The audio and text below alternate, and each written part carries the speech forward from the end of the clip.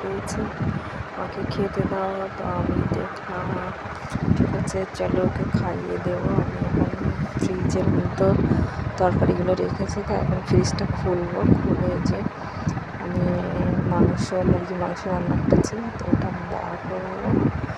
ঠান্ডাটা গরম করতে হবে। আর বাবুটা আমার বলছে, মাম্মি আমার অনেক খিদে পেয়েছে।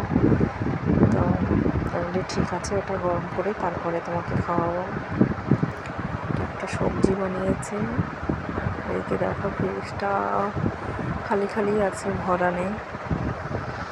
তো এখন আমি এটাকে নিয়ে যাবো গরম করতে, গরম করবো। তারপরে এটা দেখুন, একটু দেখাচ্ছে আপনাদেরকে কেমন গরিবের বাড়ি আর কেমন হতে পারে।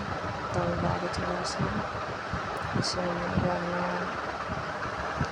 গ্যাসে বসিয়ে দিলাম তরকারিটা। যে এখন জ্বালাইনি, জ্বালাবো গ্যাসটা। তারপরে আমার ছেলেটা পিছন দিয়ে আমাকে ডাকছে মাম্মি মাম্মি করে, যে একটু একটু খেলা করছে।